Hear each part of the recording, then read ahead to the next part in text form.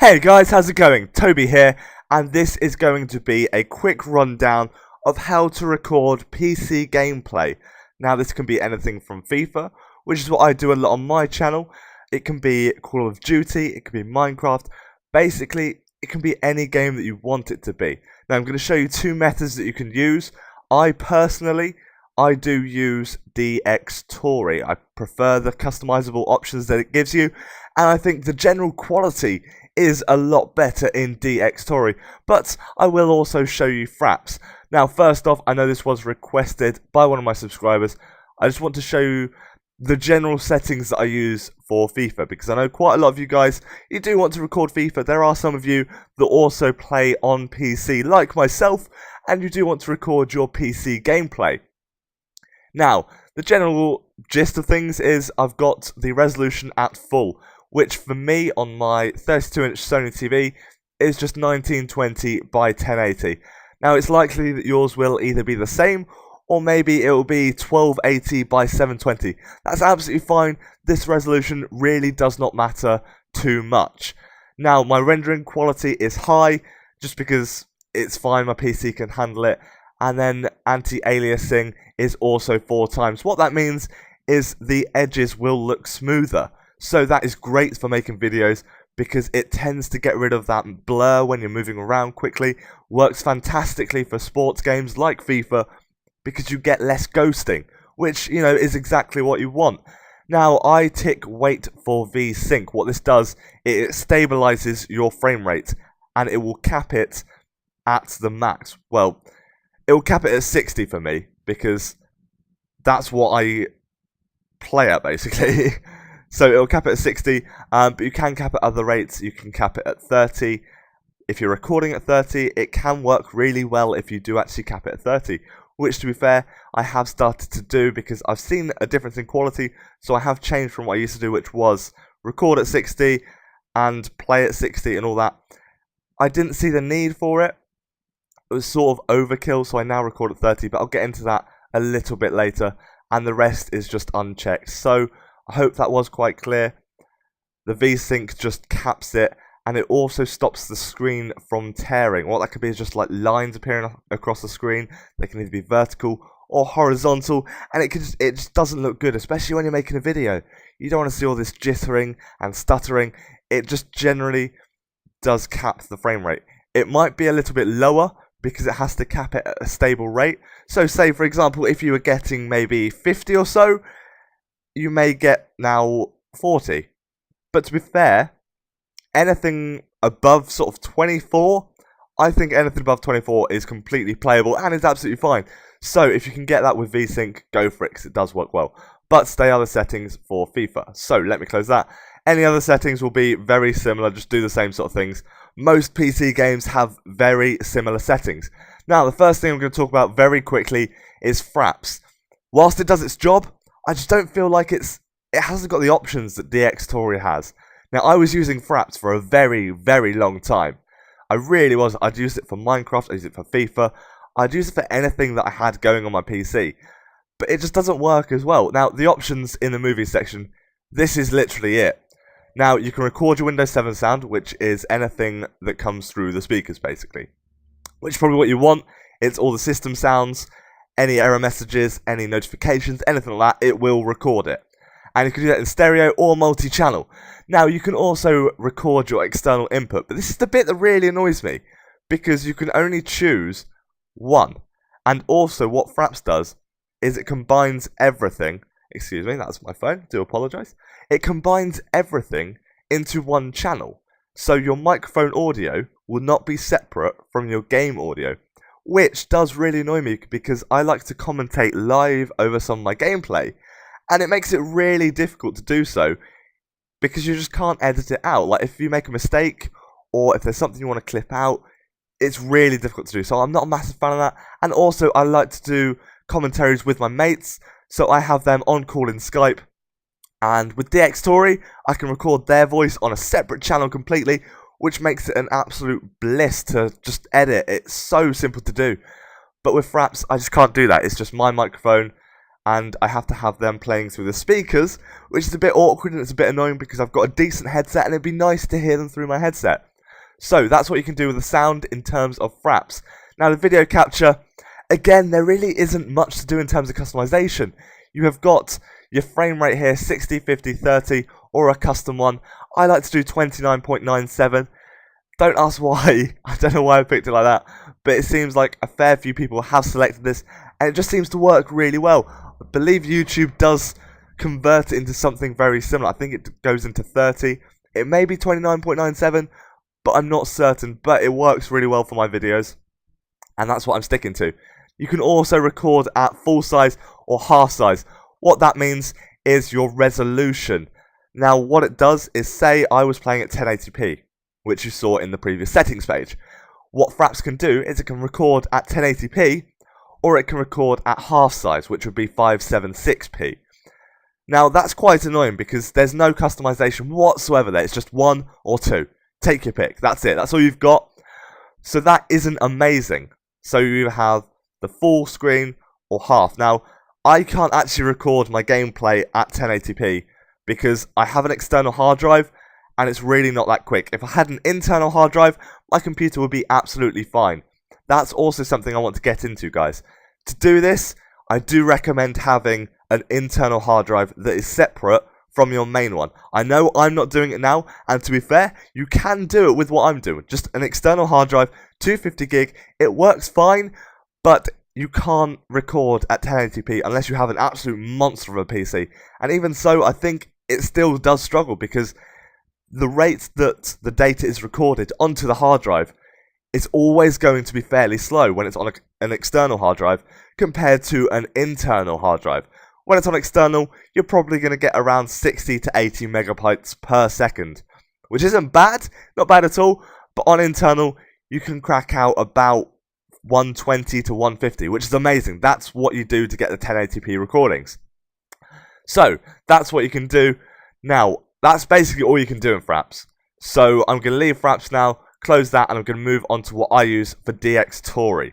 Now, this first window, you can completely ignore it. What Dxtory does is it jumps straight into the DirectX of the game.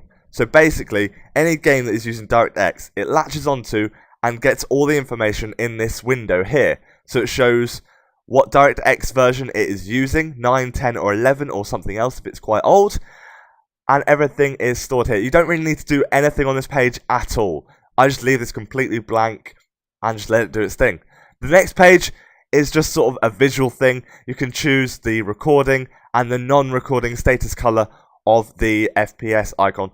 You can see one here, which is for Fraps.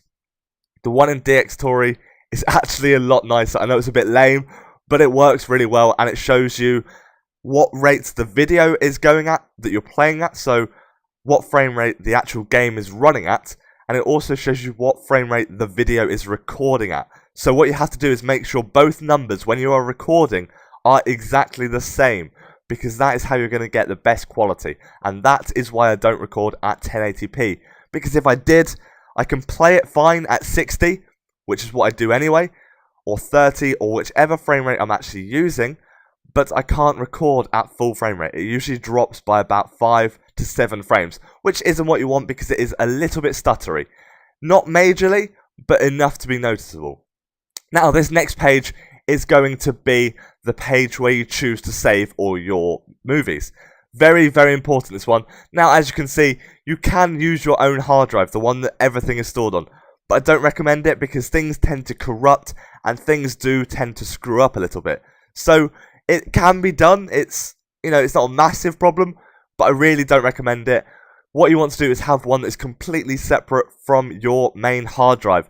Something internal or external. As you can see, I'm using an external one, and what you can do is you can benchmark it. This is a very good idea to see what speed your hard drive is going to record at. So what you do is you go to run, you give it a little while, and it will tell you your average megabytes per second, and I will show you this when it's done.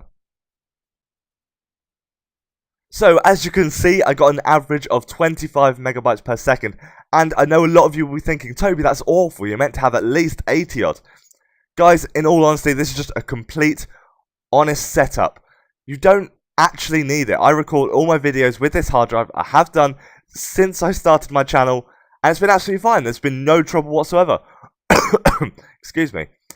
Obviously, if you do have an internal hard drive, it will run crazy quick and it works so smooth, and you'll be able to record 1080p without any trouble whatsoever. But I've been working fine at 720p. Most YouTube videos are in 720p anyway, and quite a lot of people don't tend to run 1080p footage because it can slow down their internet quite a lot, and it does take a lot to render out a video that's 1080p. It also takes a lot to watch a video that's in 1080p. I know personally, I never actually do it. So that's what you can do. You can benchmark, but this page is for choosing the place where you want to save your videos. Now, this page, quite simple, it's just hotkeys. You choose which number on the keyboard, or which button on the keyboard even, you want to start the video capture and the screenshot capture. So you choose them, and then you press that button and your recording is going. Now this is the interesting page, guys. First off, I just want to say there is a lot of codecs. The first one you're given is this Dxtory video codec. Great codec, it's absolutely fine, but I have recently changed to something that I found a lot better. It is the Lagarith Lossless codec. I will provide a link for it in the description. Completely free, really easy to install. It's just simple. All you have to do then is restart Dxtory. Simple. Now, all that needs to be left alone. This is all grayed out. You can't really do anything, but you want to click on this pen tool, which shows the configuration dialog, and it brings up this. Now, you want to use multi-threading. Obviously, now, I am saying use this, but only if you've got more than one core on your computer. If you're just using a single core computer, which to be fair, in this day and age, is probably quite unlikely, to be honest. So if you've got a dual core, a quad core, or maybe somehow even more than that, then use multi-threading. It's amazing. It makes it so much easier to compress and decompress video. It makes it so much quicker, it makes it so much smoother. Definitely do that if you have more than one core on your computer. The next one is going to be the actual quality of the color in the videos. Now this is RGB lossless. No loss of quality whatsoever. Completely uncompressed footage. It is just the raw standard footage. This file is massive. Absolutely huge. So I really recommend you don't use it. And to be honest, I use YUY2. It works fine. It's really good quality. In all honesty, even the lowest one is still fantastic quality because it's all still fairly uncompressed at this stage. So that is what I use. That just seems to be overkill, RGBA. It really does. Complete and utter overkill. So I wouldn't recommend doing it. Click OK and that'll save. Now the next thing you want to do is frame rate. This kind of is personal preference. Like I said, I used to use 60 all the time because I thought it would make smoother videos. But in all honesty, it really doesn't matter. 29.97 is now what I use, and it works really, really well. It works fantastic, and I'm going to recommend that because it does work really well. And I feel that 60, it takes a lot more time to render out, and I just feel like it's a bit of a waste of time. So, you know, do what you like. It is personal preference to a certain extent, but I do like to use 29.97. Now, all of this you can leave. Just make sure it's on file outputs, file format, AVI. The rest of that is for if you're using RAID hard drives and things like that. So just ignore that. If you want to use those settings, look up another video to do so, because in all honesty, I'm not massively sure on what to do. Now, another option you might be interested in is the include mouse cursor. If you're doing things like maybe Diablo 3 or something like that that includes the mouse cursor, it might be a good idea to use that so then people can see the cursor in game. Otherwise, it won't be there and it will just look like an invisible selector is doing everything for you, basically. So if you want to, use that, but because I use FIFA, I don't tend to need to be honest. But you can check it if you like. Now this lot, just completely leave it blank. Everything at 0, horizontal and vertical, leave it to none. That is absolutely fine. Now this one is quite an interesting one. You can set the size to anything you like to record in. It doesn't matter what you are recording at. Like I showed you at the start, I play my game, in 1080p. However, I record in 720p. Now, you can change this to anything you like, which is fantastic. This is what I like about Dxtory. You can customize the frame that it records in, which is fantastic. It's something you can't do in Fraps. There is no customization. It's either full or half. But this, you can choose the percent, or you can choose the exact size. It's fantastic. It works superbly. So, that is that page done. Now, moving on to audio, another very important page. Now, what I do, that is the speakers for my headset. The second, what I do for this as well is leave it on PCM. It's just the one that's going to run you into the least amount of trouble. It really is. It's just going to not play up for you. And then on the side, I like to use 4100 Hertz and 32-bit stereo. It's just what I like to use. Some may say, oh, that's complete overkill. You can get away with 16-bit and it's absolutely fine. But in all honesty, that's what I use. I like it. I like good quality, and I don't mind rendering that extra little bit to make sure my sound is perfect. Now, the second channel I've got. The great thing about Dxtory is you can split the audio into channels. And then when you finish your video, I will show you an example if I've got one. And then it will be able to split it into 3 different channels. But let me get into the second one. The second one is this microphone that you're hearing now. It's my Triton PC51A, and it's fantastic. But exactly the same settings. You want to keep the settings fairly similar. In fact, you want to keep them exactly the same, actually. Ignore that first bit. Keep them exactly the same. It just runs into the least amount of issues possible. So, that's what you do for there. And then the third one is going to be your game audio. I just use the NVIDIA high definition audio, which is my Sony TV. And again, exactly the same settings. Make sure on all of these, the sound is recorded. So, just make sure that's checked, because otherwise, the audio just won't be there at all. So that's that on there. The next one is just screenshots. If you're bothered about screenshots, then you can change all this. But to be honest, the default settings are actually just, they're fine. They're absolutely fine. The next important one is this advanced one. Now, all you want to do is leave everything unchecked except this one. The processing threads really does help out a lot. And I mean a lot. Its default is on 1, but you want to put it to 4. It depends how many you've got. I've got a quad-core processor, I've got an i5, so I use 4. Put it to however many you've got. I think it does limit to however many you have got anyway. So if you've got a dual-core, it probably will only show 2. But just check, go onto Control Panel, and check what you have. So, I use 4, it works fantastically. But the rest is just completely blank. And then the last one is just leave it how it is. Just leave all that, and it'll be absolutely fine. But that is all you need for Dxtory. That's how you do it. And in my opinion, it works fantastically. If you want to see some proof of the quality, then check out some of my previous videos. And I think you'll be impressed, because I genuinely think the quality of my videos looks quite good. I'm happy to watch them, and there's no blurring, no ghosting, and everything is fairly sharp. So, that concludes this comparison and detailed analysis, I guess you could say, of how to use these programs to record. Now, when you start a program, it will recognize the program in here, and you can set up different profiles to do different things. So, for example, if you wanted to record FIFA 12 in 1080p, but maybe Sniper Elite only in 720p, you can do that, and these profiles are completely separate.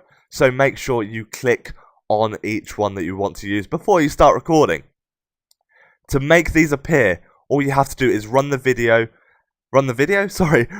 game, and then run Dxtory. It will then recognize it. This screen will fill up with loads of DirectX information, which is what Dxtory runs, and then it's all sorted. That's what you want. All the profiles will then appear, and you can edit them how you please.